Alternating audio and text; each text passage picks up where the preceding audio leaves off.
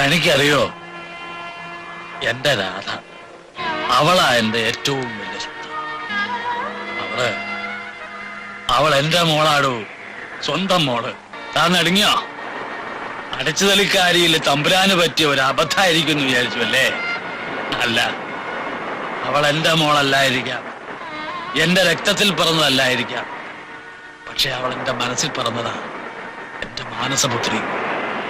1000 പുത്രന്മാരുടെ സ്നേഹം എനിക്ക് തന്നുണ്ട്. താനിപ്പോ എനിക്ക് എന്റെ ഉണ്ണിയെ പോലെയാ. സൂക്ഷിച്ച്.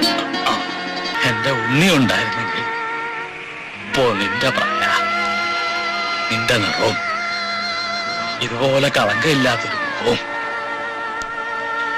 എന്റെ കാലം നിറഞ്ഞപ്പോ പിടിച്ചില്ല ഈ കയ്യ്. ഇതെന്റെ ഉണ്ണിയുടെ കയ്യാ.